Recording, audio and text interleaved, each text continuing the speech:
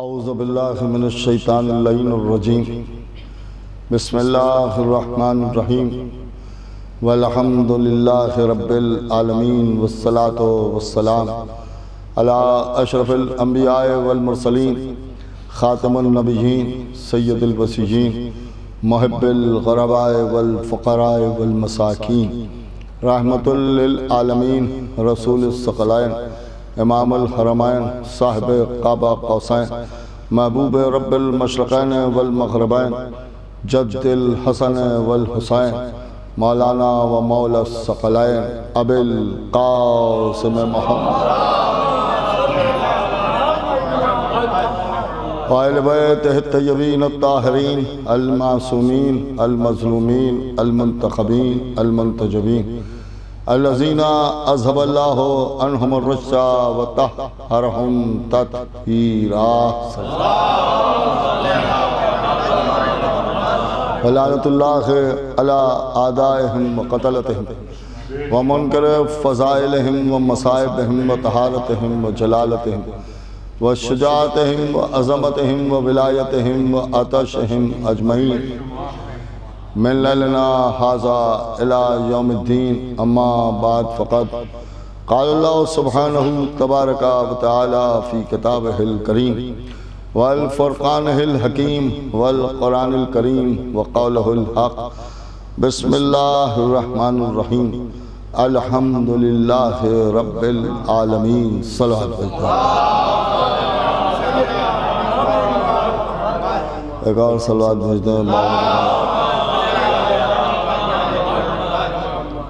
قرآن مجید کا پہلا سورہ جسے آپ حضرات سورہ حمد کے نام سے جانتے ہیں، اور یہ عجیب و غریب سورہ ہے کہ جس میں حمد کرنے کا سلیقہ بھی ہے، جس میں دعا کرنے کا انداز بھی ہے، جس میں اللہ نے اچھے اور برے کی پہچان بھی بتائی ہے، اور اللہ نے راستوں کو بھی معین کر دیا ہے کہ کس راستے پر چلنا چاہیے اور کس پر نہیں چلنا چاہیے، کس کے ساتھ رہنا چاہیے کس کے ساتھ نہیں رہنا چاہیے۔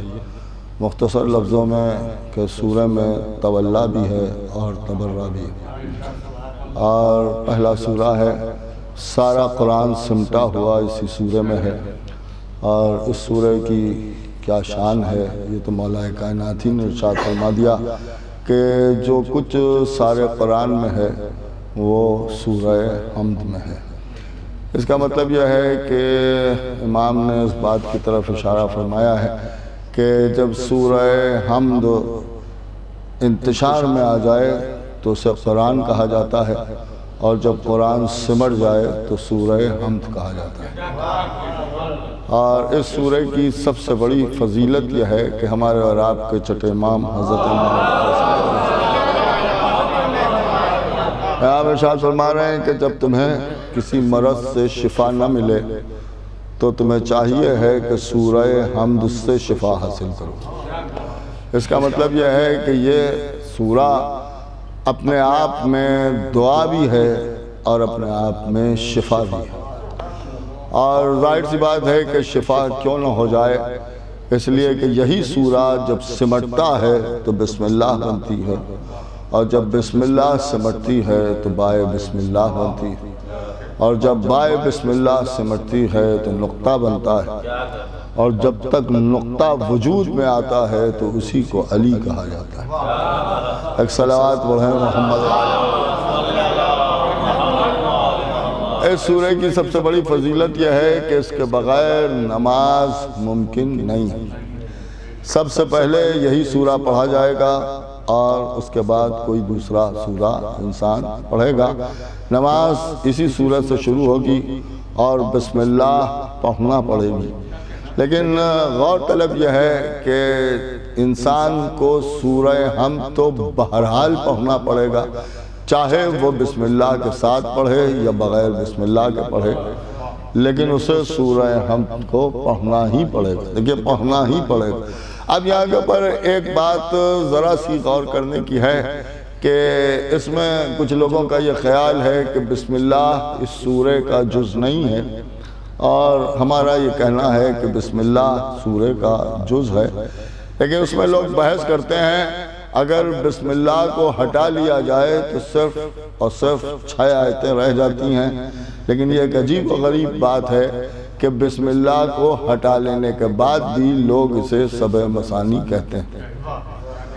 اس سورہ کو کچھ لوگوں نے مکی کہا ہے، کچھ لوگوں نے مدنی کہا ہے، اور ظاہر سی بات ہے کہ یہ مکی بھی ہو سکتا ہے اور مدنی بھی ہو سکتا ہے، علماء کرام میں اختلاف ہے۔ کچھ کہہ رہے ہیں کہ یہ مکی ہے، کچھ یہ کہہ رہے ہیں کہ نہیں یہ مدنی ہے، اور میں سمجھتا ہوں کہ مکی بھی ہو سکتا ہے اور مدنی بھی ہو سکتا ہے، اس لیے کہ یہی وہ سورہ ہے کہ جو 2 بار نازل ہوا، اور جب 2 بار نازل ہوا تو ایک بار ہو سکتا ہے کہ یہ مکے میں نازل ہوا ہو اور ایک بار مدینے میں نازل ہوا۔ تو لہذا اس نزاکت کو سامنے رکھتے ہوئے اسے مکی بھی کہا جا سکتا ہے، اسے مدنی بھی کہا جا سکتا ہے، لیکن اس میں جو کہا گیا الحمدللہ رب العالمین، ساری تعریفیں اللہ کے لیے ہیں کہ جو عالمین کا رب، دیکھیں عالمین کا رب ہے۔ ظاہر سی بات ہے کہ سب سے پہلے تو اللہ نے یہی کہہ دیا کہ ساری تعریفیں اسی کے لیے ہیں کہ جو عالمین کا رب۔ اس کے بعد میں منزل آتی ہے ایاک نعبد و ایاک نستعین، لیکن یہ ایک عجیب و غریب بات ہے کہ الحمدللہ رب العالمین کہنے والے ایاک نعبد و ایاک نستعین جب کہتے ہیں تو یہاں پہ آ کے بحث کرتے ہیں کہ جب ہم نے کہہ دیا کہ ہم تو صرف تیری ہی مدد چاہتے ہیں، تجھ ہی سے مدد چاہتے ہیں، تو پھر یا علی کیوں کہا جاتا ہے؟ یہ ایک عجیب و غریب بات ہے بھیا۔ ایاک نعبد و ایاک نستعین کہنے سے پہلے جب الحمدللہ کہہ دیا کہ ساری تعریفیں اس کی ہیں اور اسی کے لیے ہیں، تو پھر اب کسی اور کی تعریف کرنا کیا معنی رکھتا ہے؟ بھئی کیا معنی رکھتا ہے کہ کسی دوسرے کی تعریف کی جائے کہ یہ جناب ایسے ہیں، فلاں جناب ایسے ہیں، اور یہ فلاں صاحب ایسے ہیں، اور فلاں صاحب ایسے ہیں، ہمارے ابا ایسے تھے اور ہمارے دادا ایسے تھے۔ جب آپ نماز میں کھڑے ہو کے اللہ سے کہہ رہے ہیں کہ ساری تعریفیں تیرے لیے ہیں، تو پھر کسی کی تعریف کرنا کیا معنی رکھتا ہے؟ اس لیے کہ یہی تو اعتراض کیا جاتا ہے کہ جب آپ نے کہہ دیا کہ صاحب ہم صرف تجھ ہی سے مدد چاہتے ہیں، تو پھر علی سے مدد کیوں مانگی گئی؟ تو سوال یہ پیدا ہوتا ہے کہ جب آپ نے کہہ دیا کہ ساری تعریفیں تیرے ہی لیے ہیں، تو پھر کسی اور کی تعریف کیوں کی گئی؟ بھئی کسی اور کی تعریف کیوں کی گئی؟ تو ان کا صاحب آپ سمجھے نہیں، اصل میں مخلوق کی تعریف بھی خالق کی تعریف ہوتی ہے۔ دیکھیے مخلوق کی تعریف بھی خالق کی تعریف ہوتی ہے، اس لیے کہ اس خالق نے مخلوق کو بنایا ہی ایسا ہے کہ وہ لائق تعریف ہے۔ اب بات سمجھ میں آئی کہ مخلوق کی تعریف بھی اللہ ہی کی تعریف ہے، ویسے ہی علی سے مدد مانگنا بھی اللہ ہی سے مدد مانگنا ہے۔ ایک صلوات بھیجیں محمد والے محمد، لخواہ سے ایک اور صلوات بھیج دیں محمد والے محمد۔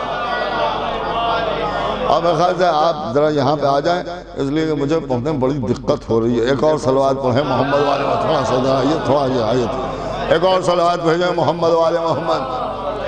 آج کی اس مجلس میں سب کی ذمہ داری میں لیتا ہوں، مولا کے صدقے میں بآواز بلند صلوات پڑھیں، جیسے مجلس ہوتی ہے ویسے مجلس سنیں۔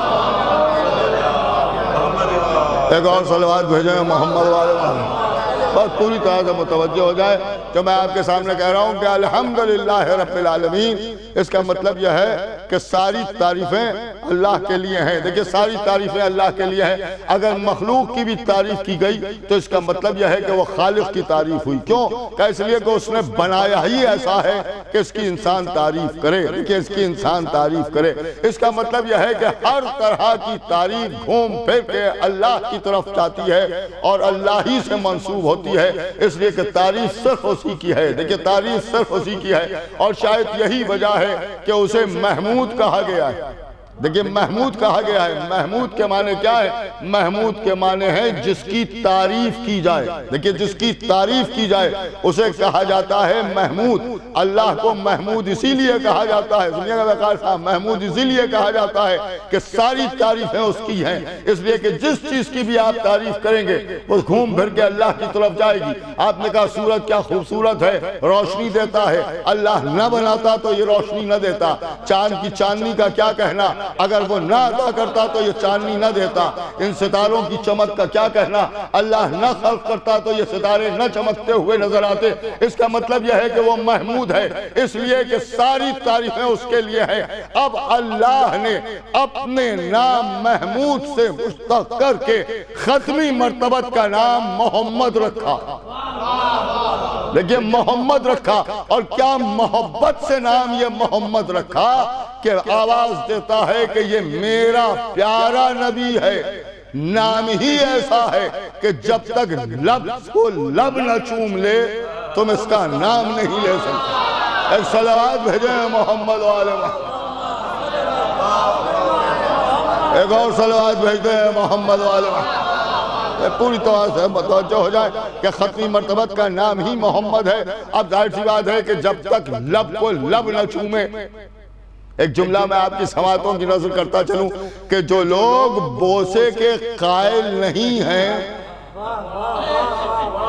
وہ بھی جب نام لیں گے تو لب کو لب نہ چومے گا تو نام نہیں لے سکتے۔ ایک صلوات بھیجیں محمد و آل محمد۔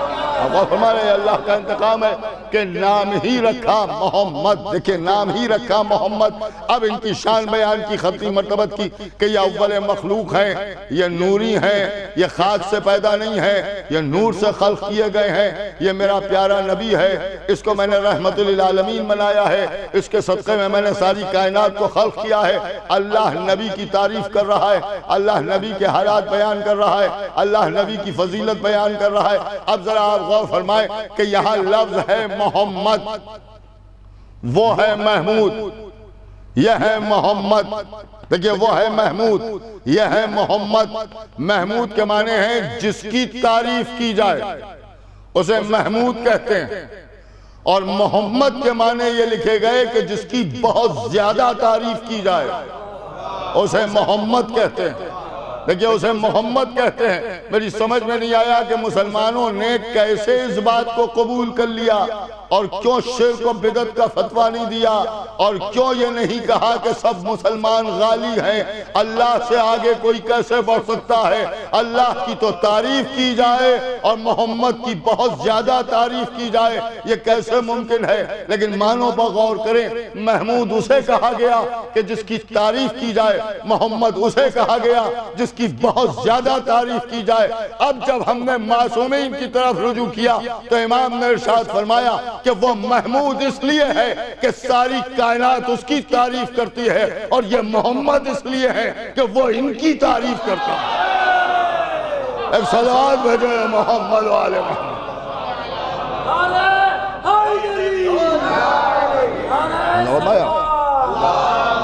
یہ محمد اس لیے ہے کہ وہ ان کی تعریف کرتا ہے۔ دیکھیں وہ ان کی تعریف کرتا ہے، اس کا مطلب یہ ہے کہ ساری کائنات جب اس کی تعریف میں لگی ہوتی ہے تو وہ ساری کائنات کی تعریف میں اپنی تعریف ملا کے ان کی تعریف کرتا ہے، لہذا انہیں محمد کہا گیا۔ تو اب ایک بات سمجھ میں آ گئی، پوری توجہ سنیے گا، جملہ میں یوں ہی آپ کے سامنے عرض کر دوں گا بغیر کسی تمہید کے کہ جس کی ساری کائنات تعریف کرے اسے محمود کہتے ہیں، اور جس کی محمود تعریف کرے اسے محمد کہتے ہیں، اور جس کی محمد تعریف کرے اسے علی کہتے ہیں۔ ایک صلوات بھیج دیں محمد و آل محمد، ایک باواز بلند صلوات بھیج دیں محمد و آل محمد۔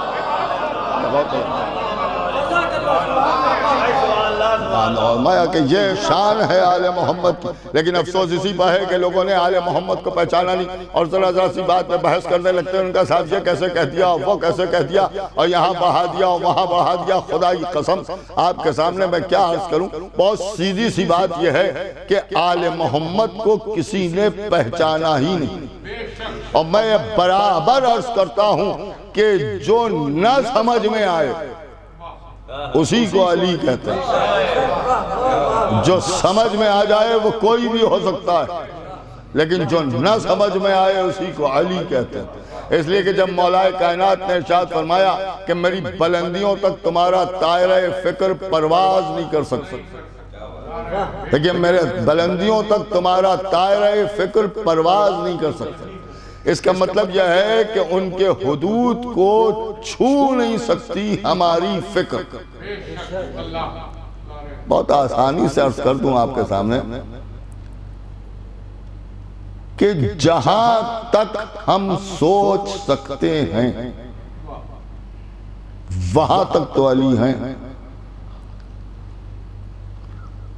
اس کا مطلب یہ ہے کہ آپ علی کی حد نہ تلاش کیجیے، آپ اپنی فکر کی حد تلاش کیجیے۔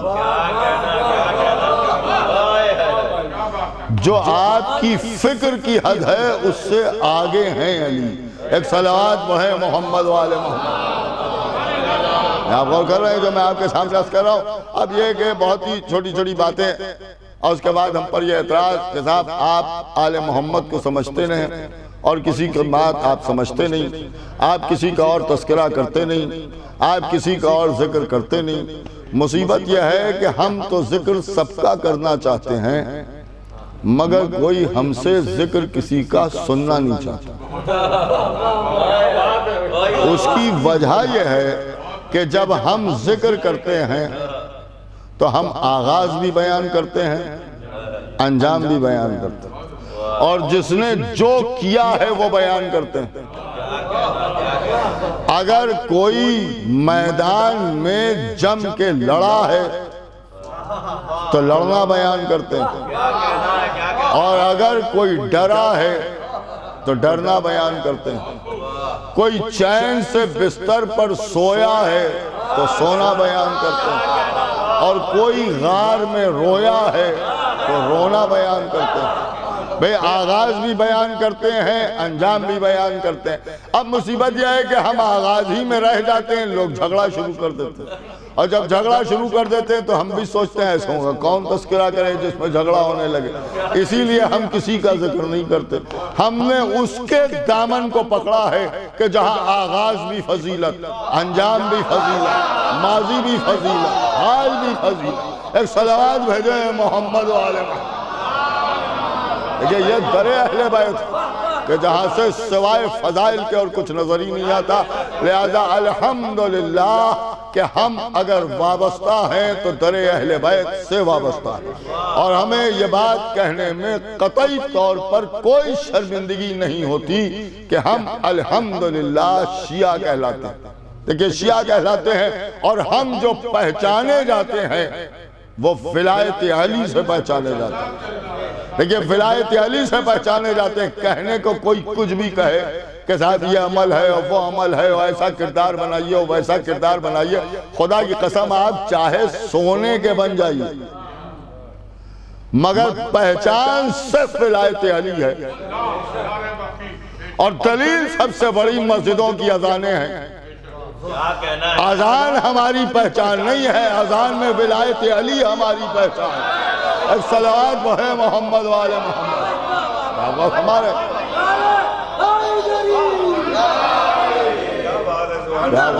کہ یہ ولایت علی ہے کہ جو ہماری پہچان ہے۔ دیکھیے ولایت علی ہے جو ہماری پہچان ہے، اور خدا کی قسم سارے زمانے کے لیے ہم اسے چھوڑ نہیں سکتے۔ اب ایک بات میں آپ کے سامنے عرض کر دوں کہ لوگ پوچھتے ہیں کیا کیا ہیں علی۔ اب مجھے نہیں معلوم کہ کیا کیا ہیں اور کہاں کہاں ہیں۔ میں تو صرف ان توحید خالص پر یقین رکھنے والوں سے ایک ہی سوال کرتا ہوں کہ اللہ کو آج تک آپ نے کیا سمجھا؟ پوری توجہ سنیے گا۔ اللہ کا معاملہ جو ذرا ذرا سے کہہ دیتے ہیں، ان کا صاحب اللہ بنائے دے رہے ہیں، اللہ بنائے دے رہے ہیں، اللہ بنائے دے رہے ہیں۔ اللہ کو آپ نے کیا سمجھا؟ ان کا صاحب اللہ ہے، اللہ ہے۔ اللہ کی سب سے بڑی شان یہ ہے، اس صاحب غور کیجئے گا کہ سب سے بڑی شان یہ ہے کہ اللہ کی طرف اشارہ نہیں ہو سکتا. پوری توجہ سنیے گا، یہاں کہ میں موضوع پر نہیں پڑھ رہا ہوں، پوری توجہ سنیے گا. میں اب ڈاکٹر صاحب سے بہرحال معذرت کے ساتھ کہ میں ہمیشہ الگ ہی سے پڑھتا ہوں، کچھ موضوع آپ کل سے سنیے گا. ایک صلوات پڑھیں محمد والے. لیکن یہ کہ دین اللہ کا ہے، اور جب دین اللہ کا ہے تو پہلے اللہ ہی کو سمجھ لیں، تبھی تو دین سمجھ میں آئے گا. پوری توجہ سنیے گا. اللہ کی شان یہ ہے، سنیے گا شیخ صاحب، کہ اس کی طرف اشارہ نہیں ہو سکتا. کوئی اشارے کا جملہ اس کے لیے استعمال نہیں کیا جا سکتا. اگر کوئی اشارہ کرے گا تو وہ مشرک ہو جائے گا، شرک ہو جائے گا. آسان لفظوں میں آپ کے سامنے عرض کر دوں کہ بچوں کی بھی سمجھ میں آ جائے کہ آپ یہ نہیں کہہ سکتے وہ ہے اللہ، آپ یہ نہیں کہہ سکتے کہ وہاں ہے اللہ، آپ یہ نہیں کہہ سکتے کہ یہاں ہے اللہ. پوری توجہ سنیے گا، آپ یہ نہیں کہہ سکتے. کیوں؟ اگر وہاں ہے تو یہاں نہیں ہے، اور یہاں ہے تو وہاں نہیں ہے. اگر ادھر ہے تو ادھر نہیں ہے، اور اگر ادھر ہے تو ادھر نہیں ہے. اس کا مقصد کیا ہے کہ وہ لامکان ہے، وہ مکان محدود میں آ نہیں سکتا. دیکھیں مکان محدود میں آ نہیں سکتا. اگر آپ نے کہہ دیا کہ وہ، تو اس کا مطلب وہ یہ نہیں، اور جہاں کہا یہ نہیں اسے مکان محدود میں قید کر دیا. اور جو قید ہو جائے وہ اللہ نہیں ہو سکتا. لیکن جو قید ہو جائے وہ اللہ نہیں ہو سکتا. تو ان کا ساتھ کیا وہ آزاد ہے؟ وہ آزاد بھی نہیں کہا جا سکتا، اس لیے کہ آزاد تو وہی ہوگا جو پہلے قید ہو. تو وہ قید کب تھا جو آزاد ہو جائے؟ ایک صلوات پڑھیں محمد والے. لیکن چھوٹی چھوٹی باتیں ہیں جو میں آپ کے سامنے خدا کی قسم الوہیت بھی ہم سے بہتر کوئی نہیں جانتا. یہ مسلمان خامخواہ کا اللہ اللہ اللہ اللہ کیا کرتے کچھ نہیں جانتے. آپ کبھی غور فرمائے کہ اللہ کیا ہے؟ ان کا صاحب وہ اللہ، اللہ کے لیے اشارہ نہیں ہو سکتا، تو نہیں ہو سکتا، وہ نہیں ہو سکتا. اس کا مطلب یہ ہے کہ اس کے لیے کوئی اشارے کا جملہ نہیں ہو سکتا. دیکھیں بالکل اتحاد بین المسلمین والی باتیں کر رہا ہوں، حالانکہ ابھی اختلاف بھی کروں گا. ایک صلوات پڑھیں محمد والے. پوری توجہ سنیے گا. بڑی عجیب سی بات آپ کے سامنے عرض کر رہا ہوں. بھئی ظاہر سی بات ہے کہ طوفان سے پہلے بہرحال سکوت ہوتا ہے نا سمندر میں، لہذا میں آہستہ آہستہ بات کو آگے بڑھا رہا ہوں کہ آپ نہیں کہہ سکتے کہ وہ، راہل سننا جو میں عرض کر رہا ہوں، وہ نہیں کہہ سکتے، یہ نہیں کہا جا سکتا. اب آئیے ذرا قرآن پڑھیے، بڑا قرآن کافی ہے. اسی سورہ میں کہا جا رہا ایاک نعبد، ہم تیری عبادت کرتے ہیں. یہ تیری اشارہ ہے، نہیں توجہ فرما رہے ہیں. تیری اشارہ ہے. ہم مسلمان کیا کہے گا؟ اللہ خود کہہ رہا ہے یہ تیری اشارہ ہے، اور اس کے بعد تجھ ہی سے مدد چاہتے ہیں. تجھ ہی بھی اشارہ ہے. حالانکہ یہ جملہ یہاں کے اوپر غلط ہے، اس لیے کہ لفظ ہے ایاکا. ایاکا ایک ہی ترجمہ ہوگا، یا تیری کہہ لیجئے یا تجھ ہی کہہ لیجئے. یہ جو کنفیوژن پیدا ہوا ہے وہ اسی لیے کہ یہاں کے اوپر جو معنی بدل دیے گئے. ایاک نعبد و ایاک نستعین دونوں جگہ لفظ ایا آیا ہے. تو اس کا مقصد کیا ہے؟ ہمارے جو علماء نے ترجمہ کیا ہے وہ یہ ترجمہ کیا ہے کہ ہم تیری عبادت کرتے ہیں اور تیری مدد چاہتے ہیں. اگر تجھ ہی کہہ دیا تو پھر وہی کنفیوژن پیدا ہوگا کہ صرف اس کی مدد چاہتے اور کسی کی نہیں چاہتے. اور جب کہہ دیا تیری مدد چاہتے تو بات ہی ختم ہو گئی. اب تیری مدد چاہتے جس کے ذریعے کرنا چاہے. ایک صلوات پڑھیں محمد والے. ہمارے وہ معنی ہی ختم ہو جاتا ہے کہ اب ہم تیری مدد چاہتے ہیں. اب جس کے ذریعے تو کرنا چاہے، جیسے کرنا چاہے، وہ مدد ہمیں قبول ہے. تو ہمارے علماء نے جو ترجمہ کیا ہے وہ ہے تیری، لیکن تیری بھی اشارہ ہے. اور پڑھیے قرآن. حضرت عیسیٰ کے لیے اللہ کہہ رہا ہے کہ ہم نے عیسیٰ کو اپنی طرف اٹھا لیا. یہ اپنی طرف کیا مانے؟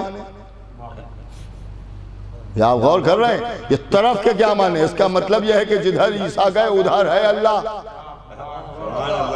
نہیں توجہ فرما رہے ہیں. تو جدھر تھے ادھر نہیں تھا، تبھی تو اپنی طرف اٹھا لیا. آپ غور کر رہے ہیں؟ یہ قرآن ہے جو میں آپ کے سامنے عرض کر رہا ہوں. اشارے پر اشارہ دیکھتے چلے جائیے. ایک آیت سب کو یاد ہے اچھی طرح سے یاد. اِنَّا لِلَّهِ وَإِنَّا إِلَيْهِ رَاجِعُونَ. ہم تیرے لیے ہیں اور ہمیں پلٹ کے تیری ہی بارگاہ میں جانا ہے۔ آپ غور نہیں کر رہے جو میں عرض کر رہا ہوں؟ اشارہ ہے یا نہیں ہے بھائی؟ اشارہ ہے یا نہیں ہے؟ کہا صاحب اشارہ ہے۔ اب اس کے بعد اللہ کا فرمان سنیے سورہ قاف میں، میں تمہاری شہرت سے زیادہ قریب ہوں۔ قریب بھی اشارہ ہے، قریب ہوں دور نہیں۔ دیکھیے قریب ہوں دور نہیں۔ نحن اقرب، نحن اقرب، ہم تمہاری شہرت سے زیادہ قریب ہیں۔ تو بھیا جب وہ کہہ رہا ہے کہ میں قریب ہوں تو پھر قربتاً اللہ کیا کہنا ہے؟ توجہ فرما رہے ہیں بھائی، غور طلب ہے یا نہیں ہے؟ اب جو نماز پڑھنے کے لیے کھڑے ہوئے کیا نیت؟ قربتاً اللہ، اللہ کی قربت حاصل کرنے کے لیے۔ وہ تو خود ہی کہہ رہا ہے کہ ہم قریب ہیں، تو جب یہ قریب ہے تو پھر قربتاً اللہ کیا مانے بھائی؟ قربتاً اللہ کیا مانے؟ روزہ رکھا قربتاً اللہ، حج کرنے گئے وہاں تو مصیبت ہی کر دی، اللہم لبیک۔ کیا مطلب ہے اللہم لبیک؟ اللہ تو شہرت سے زیادہ قریب ہے، لبیک تو اس کے لیے کہیے جس سے آپ دور ہو، وہ آپ سے دور ہو۔ جب وہ شہرت سے زیادہ قریب ہے تو پھر لبیک کے کیا مانے؟ اللہم لبیک۔ آپ غور کر رہے ہیں جو میں عرض کر رہا ہوں؟ وہ کہہ رہا ہے کہ ہم تمہاری شہرت سے زیادہ قریب ہیں۔ اب ایک جملہ تو میں یوں ہی آپ کے سامنے عرض کرتا ہوں، اللہ نے یہ کہا ہے کہ ہم تمہاری شہرت سے زیادہ قریب ہیں، یہ نہیں کہا ہے کہ تم ہمارے قریب ہیں۔ وہ قریب ہو سکتا ہے ہم سے، لیکن ہم اس کے قریب ہوں یہ ممکن نہیں۔ کیوں؟ کہ اس لیے کہ ہم ممکن الوجود ہیں، وہ واجب الوجود ہے۔ ممکن الوجود، پوری توجہ سنیے گا، ذرا سی گاڑی ہو گئی ہے، پوری توجہ سنیے گا، آسان نہیں ہے جو میں آپ کے سامنے عرض کر رہا ہوں۔ ممکن الوجود کے معنی کیا ہے؟ ممکن الوجود عاجز ہے، ہم اس کے قریب اپنی عاجزی کی بنیاد پر نہیں ہو سکتے، لیکن واجب الوجود قادر ہے، وہ اپنی قدرت سے ہمارے قریب ہو سکتا ہے۔ ایک صلوات پڑھیں محمد والے محمد۔ دیکھیے وہ ہمارے قریب ہو سکتا ہے، ہم اس کے قریب نہیں ہو سکتے۔ تو اب وہ کہہ رہا ہے کہ ہم تمہارے قریب ہیں، لیکن تم ہمارے قریب ہو یہ نہیں ہے، ہم تمہارے قریب ہیں۔ اس کا مطلب یہ ہے کہ اللہ بتا رہا ہے کہ ہم تمہارے قریب ہو سکتے ہیں لیکن تم ہمارے قریب نہیں ہو سکتے۔ ایسے ہی نبی نے فرمایا کہ میں تمہارا جیسا بشر ہوں، یہ نہیں کہا کہ تم بھی ہمارے جیسے بشر ہو۔ صلوات پڑھیں محمد والے، ایک اور صلوات بھیج دیں محمد والے۔ یہ نہیں کہا ہے،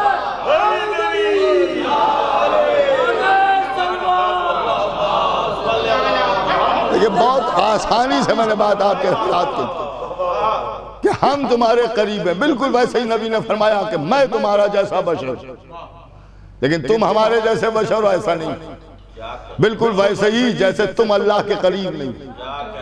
اگر قریب ہوتے تو قربتاً اللہ کہہ کے نماز نہ پڑھتے، دیکھیں نماز نہ پڑھتے۔ اب وہ کہہ رہا ہے کہ ہم تمہاری شہرت سے زیادہ قریب ہیں۔ اب دیکھیں یہاں سے جو بات میں عرض کر رہا ہوں یہ ہر ایک نہیں سمجھ میں آئی، لیکن ماشاءاللہ یہاں جو حضرات بیٹھے ہیں یہ تو بہرحال متفقی رہیں گے مکمل طور پر، اور بہرحال لائیو جا رہی ہوگی تو ہر سننے والا تو نہیں متفق ہو سکتا، اور ہر ایک کی قسمت میں بھی نہیں ہے کہ اس بات سے متفق ہو۔ ایک صلوات پڑھیں محمد والے۔ پوری توجہ سنیے گا جو میں آپ کے سامنے عرض کر رہا ہوں، پورے چیلنج سے عرض کر رہا ہوں، اگر غلط ثابت کر دیجئے مذہب بدلنے کے لیے تیار، میں تو ایسے ہی بات کرتا ہوں۔ ہم تمہاری شہرت سے زیادہ قریب، نحنو کا لفظ ہے، نحنو جمع کا صیغہ ہے، نحنو جمع کا صیغہ ہے، واحد نہیں کہا ہے۔ ہم تمہاری شہرت سے زیادہ قریب۔ قرآن میں اللہ نے جب گفتگو کی ہے تو کہیں واحد کا صیغہ استعمال کیا ہے اور کہیں جمع کا صیغہ استعمال کیا ہے۔ ہم نے علماء سے پوچھا کہ جمع کے صیغے کا کیا مطلب ہے؟ وہ تو احد ہے، اس کا کون شریک؟ وہ تو لا شریک۔ تو نے کہا آپ سمجھے نہیں، جب وہ کام، پوری توجہ سنیے گا جملہ جو میں عرض کر رہا ہوں، جب وہ کوئی کام کسی وسیلے سے کرتا ہے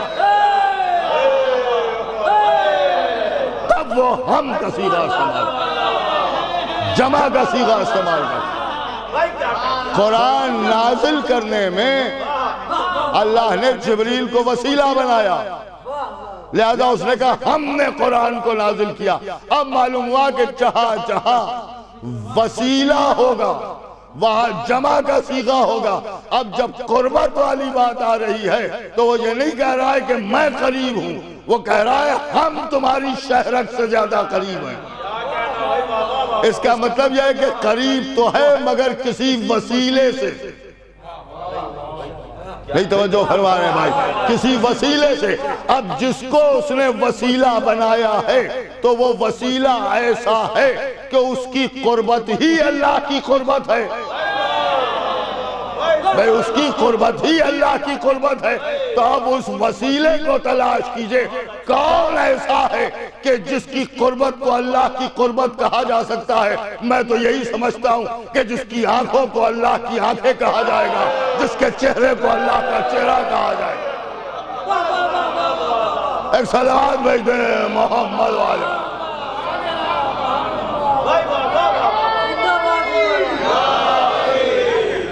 اب آپ نے غور فرمایا کہ اصل میں ان کی قربت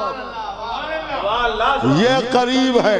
اب جملہ میں آپ کی سماعتوں کی نظر کر دوں، اگر یہ کہہ دیا جائے کہ جہاں اللہ رہتا ہے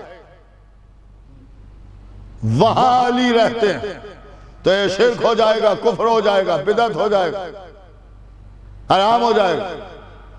لہذا جملوں کو آسان کر کے آپ کے سامنے عرض کر دوں کہ جب ان کی قربت ہی اللہ کی قربت ہے تو یہ ماننا پڑے گا کہ جہاں جہاں وہ ہے وہاں وہاں یہ ہے۔ دیکھیں جہاں جہاں اللہ ہے وہاں وہاں یہ ہے۔ جہاں چاہے اسے یاد کر کے سجدہ کر لو، اس لیے کہ ہر جگہ وہ ہے، اور جہاں چاہے علی کو مدد کے لیے پکار لو، ہر جگہ یہ بھی ہے۔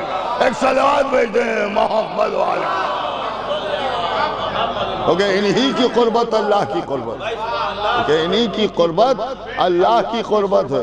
اب معلوم ہوا کہ ان کی قربت اللہ کی قربت ہے تو ان کی طرف جانا ہی اللہ کی طرف جانا، اور انہی کی بارگاہ اللہ کی بارگاہ ہے۔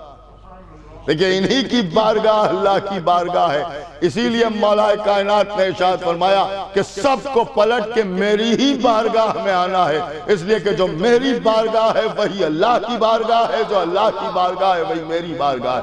ایک صلوات بھیج دیں محمد والے۔ لیکن افسوس کہ آل محمد کو نہیں سمجھا، اور ذرا سے میں بحثیں، یہ کیسے وہ کیسے وہ کیسے وہ کیسے۔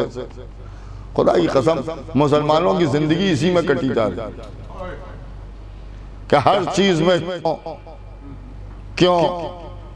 مولا کائنات نے عجیب و غریب جملہ ارشاد فرمایا، امام نے ارشاد فرمایا اپنے چاہنے والوں کو بٹھا گئے کہ دیکھو کبھی کیوں نہ کہا گا۔ تو لوگوں نے پوچھا کہ مولا کیوں؟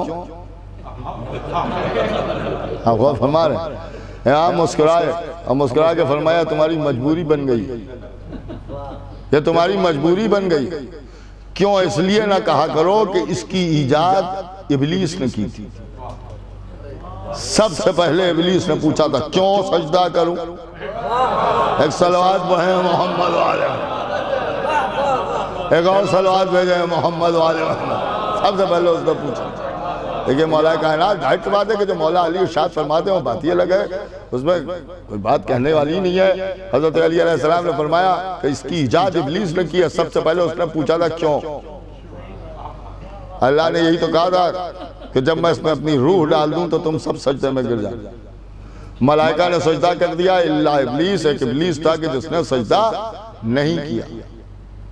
اب آسان بھی تو چار باتیں سن لیجئے۔ ابلیس نے سجدہ نہیں کیا، دیکھیں سجدہ نہیں کیا، لیکن ملائکہ کو سجدہ کرتے ہوئے دیکھتا رہا مگر روکا نہیں۔ نہیں کہا دیکھیں خود سجدہ اس کی نہیں سمجھ میں آیا، نہیں کیا، مگر جو کر رہا تھا اسے روکا بھی نہیں، اسے روکا بھی نہیں۔ میں نے پوچھا ایسا کیوں ہوا؟ یہ سجدہ ہو رہا ہے، ملائکہ سجدہ کر رہے ہیں، ابلیس نہیں کر رہا ہے۔ ابلیس خود سجدہ نہیں کر رہا ہے، بحث کر رہا ہے، نکلنے پر تیار ہے، لیکن جو سجدہ کر رہا ہے اسے روکنے پر تیار نہیں ہے۔ نہیں غور فرمایا؟ اس کا مطلب یہ ہے کہ جو بات اس کی نہیں سمجھ میں آ رہی ہے وہ خود نہیں مان رہا ہے، مگر جو کر رہا ہے وہ عمل اسے روک بھی نہیں رہا ہے۔ آج نہ جانے کیسے مسلمان ہیں کہ جب ہم عزاخانے میں جا کے سجدہ کرتے ہیں تو یہ خود تو کرتے نہیں ہیں، ہمیں بھی روکتے ہیں۔ اما جو کام ابلیس نہ کر سکا وہ یہ کر رہے ہیں۔ ایک صلوات بھیجیں محمد والے یہ اس سے بھی آگے بڑھ گئے۔ اب اس کے بعد کہتے ہیں تو سجدہ تعظیمی تھا، سجدہ تعظیمی تھا، سجدہ تعظیم تھا، سجدہ تعظیم۔ یہ تعظیمی سجدہ تھا، یہ تعظیمی سجدہ تھا، یہ تعظیمی سجدہ تھا۔ ایک بات تو سمجھ میں آ گئی کہ عذرو قرآن تعظیم میں سجدہ کرنا اگر جائز نہ ہوتا تو اللہ ملائکہ کو حکم نہ دیتا۔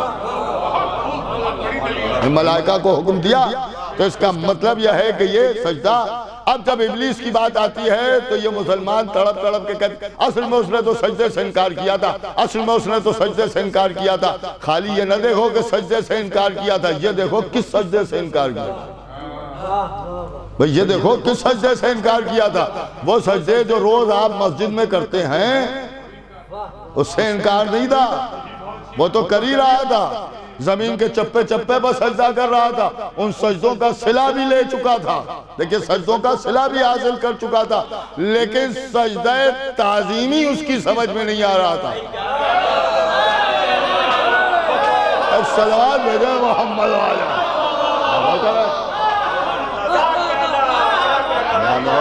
یہ سجدہ اس کی سمجھ میں نہیں آ رہا تھا۔ آپ نے غور فرمایا تو یہ سجدہ اس کی سمجھ میں نہیں آ رہا تھا۔ اب معلوم ہوا کہ یہ سجدہ ہر ایک کی نہیں سمجھ میں آتا، جو ملک صفت ہوتا ہے۔ اے صلوات بھائی محمد والے اسی کی سمجھ میں آتا۔ اب ایک الگ رخ سے بھی ایک بات آپ کے سامنے اس کا ابلیس نے اللہ آسانی ایک صلوات بھائی محمد والے۔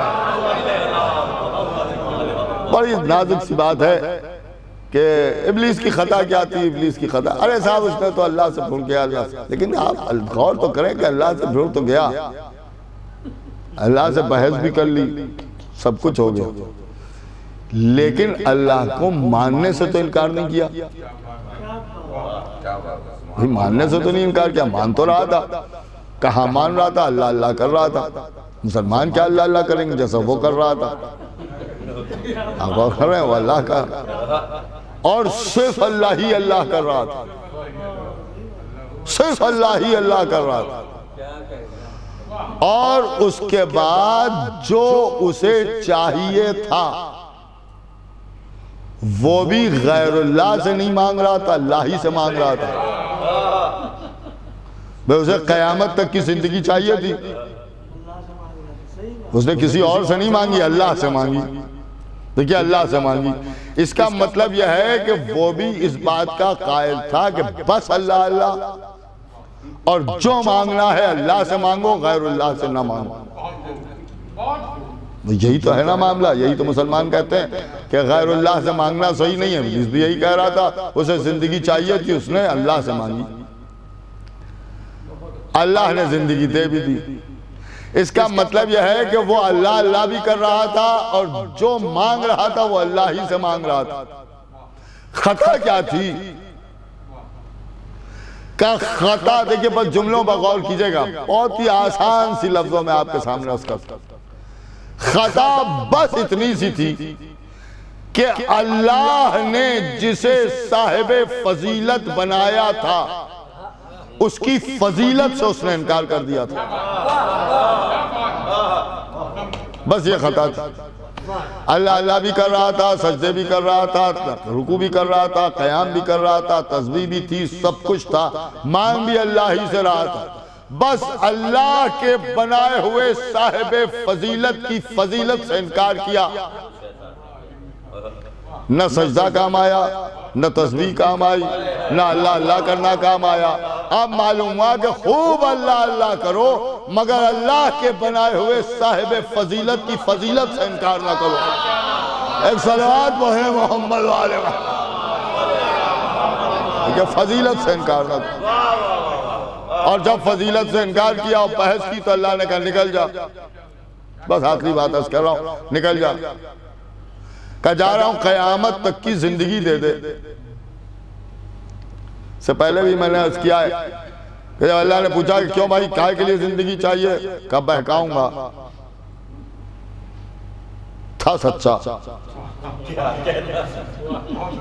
یہ نہیں کہا اس نے کہ میں جا کے تبلیغ کروں گا، جماعت لے کے گھوموں گا، بہکاؤں گا۔ اب اگر بہکانے کے لیے تو مجھے زندگی دے سکتا ہے تو دے دے۔ اس نے آواز دی کہ تو مجبور ہے، میں قادر ہوں۔ بہکانے کے لیے زندگی مانگ رہا ہے، لے زندگی، مگر بندگی چھوڑتا جا۔ زندگی تو قیامت تک کی دے دی، نہیں توجہ فرمائے، زندگی تو قیامت تک کی دے دی مگر بندگی چھین لی۔ دیکھئے بندگی چھین لی۔ آدم کے دشمن کو قیامت تک زندہ رہنے کا تو حق ہے مگر اللہ کا بندہ رہنے کا حق نہیں ہے۔ دیکھئے بندہ رہنے کا حق نہیں ہے، اس لیے کہ اللہ نے مستحق بنا دیا عذاب کا، اور جو عذاب کا مستحق ہو جائے وہ بندہ نہیں رہتا، زندہ رہ سکتا ہے، بندہ نہیں رہتا۔ اب کسی کے سن کے اوپر فخر نہ کیجئے گا کتنے برس زندہ رہے، نہیں توجہ فرما رہے ہیں، زندہ رہے تو یہ بھی دیکھیے کہ یہ زندگی جو ملی ہے وہ کیسی زندگی ملی ہے، ابلیس کی طرح تو نہیں پائی ہے۔ ایک صلوات پڑھیں محمد والے آپ فرما رہے ہیں۔ اب ظاہر سی بات ہے کہ اللہ نے زندگی عطا کر دی، زندہ رہنے کا حق ہے، بندہ رہنے کا حق نہیں۔ یہ آدم کا دشمن ہے، اللہ نے آواز دی کہ آدم کے دشمن کو قیامت تک زندہ رہنے کا حق ہے مگر میرے بندہ رہنے کا حق نہیں۔ حارث فخر آدم کا دشمن بن کے آیا، نبی نے لعنت کی، بندگی گئی، سر پر پتھر گرا، زندگی گئی۔ نہیں توجہ فرمائی آپ نے، آدم کے دشمن کو زندہ رہنے کا حق ہے، بندہ رہنے کا حق نہیں، لیکن دشمن علی کو نہ زندہ رہنے کا حق ہے نہ بندہ رہنے کا۔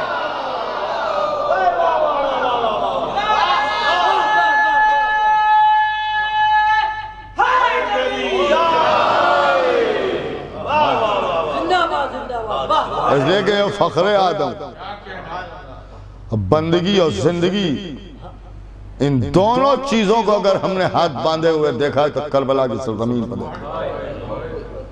اگر کربلا نہ ہوتی تو لوگوں کی بندگی سمجھ میں بھی نہ آتی، اور کربلا نہ ہوتی تو اسلام کو زندگی بھی نہ ملتی۔ زہرا کا لال کربلا کی سرزمین پر رولا رولا کے مارا، حسین کربلا کی سرزمین پر شہید کر دیا گئے۔ آج 20 محرم،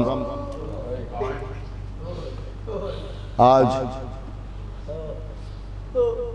امام کا 10واں کہلاتا ہے، لیکن یہ خالی امام کا 10واں نہیں ہے،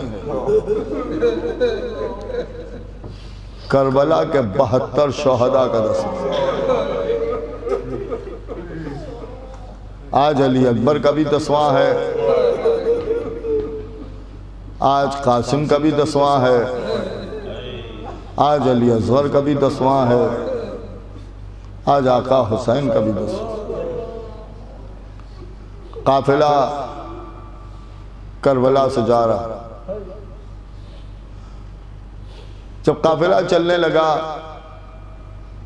تو شہزادی رباب نے جناب سکینہ کے لیے پوچھا، جناب زینب سے، کہ بی بی زینب، سکینہ آپ کے پاس تو نہیں ہے؟ شہزادی زینب نے فرمایا کہ بی بی رباب، ہم بھی آپ سے یہی پوچھنے والے تھے کہ سکینہ آپ کے پاس ہیں؟ کہا سکینہ نظر نہیں آتی۔ تلاش جاری ہوئی، سکینہ نہیں ملی۔ خدا لعنت کرے شمر ملعون پر کہ جس نے کہا کہ میں سکینہ کو ڈھونڈ کے لاتا ہوں۔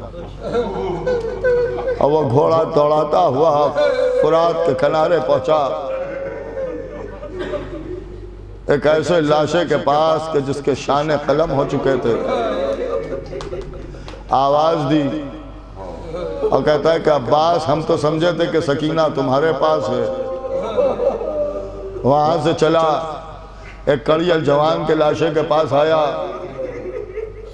اور آ کے آواز دی، علی اکبر، ہم تو سمجھے تھے کہ تمہاری بہن تمہارے پاس بیٹھی رو رہی ہوگی۔ اور اس کے بعد کچھ دیر کھڑا رہا، پھر گھوڑا دوڑاتے ہوا اس نشیب میں پہنچا کہ جہاں حسین کا لاشا پڑا ہوا تھا۔ دیکھا کہ سکینہ کٹی ہوئی گردن پر منہ رکھے ہوئے رو رہی۔ آگے بڑھ کے کہتا ہے کہ بی بی قافلہ تیار ہے۔ جناب سکینہ فرما رہی ہیں کہ اے شمر، سب کو اسیر کر لیا، سب کو لے جا، ہمیں چھوڑ جا۔ کہا سکینہ، تم اس جنگل بیابان میں اکیلے کیوں رکنا چاہتی ہو؟ جناب سکینہ نے فرمایا کہ یہ نہ پوچھو کہ میں کیوں رکنا چاہتا ہوں۔ کہا نہیں، بتاؤ کہ کیوں رکنا چاہتا ہوں۔ جناب سکینہ فرماتی ہیں کہ ظلم تو نہ کرے گا؟ کہتا ہے اچھا بتاؤ۔ جناب سکینہ نے فرمایا کہ تجھے معلوم ہے کہ میرا بابا پیاسا مارا گیا، سارا قافلہ تو نے اسیر کر لیا، سب کو لے کے چلا جائے گا؟ کہاں میں لے کے چلا جاؤں؟ کہا سن، میں نے اپنے بزرگوں سے سنا ہے کہ ہمارے جد کے ایک بوڑھے صحابی تھے جنہیں ابو ذر کہا جاتا تھا، ان کی ایک چھوٹی سی بچی تھی اور انہیں مدینے سے نکال دیا گیا تھا۔ ایک صحرا میں ابو ذر کو موت آ گئی، بچی کمسن تھی، پاس بیٹھی ہوئی تھی۔ پھر وہ بچی جا کے راستے پر بیٹھ گئی، ایک قافلے کو آتا ہوا دیکھا تو اس بچی نے آواز دے کر کہا کہ ایک قافلے والوں، یہاں نبی کے صحابی کا لاشا بے گور و کفن پڑا ہوا ہے۔ وہ قافلے والے آ گئے، انہی نے آ کے غسل و کفن دیا، ابو ذر کو سپرد خاک کیا، اس بچی کو اپنے ساتھ لے گئے۔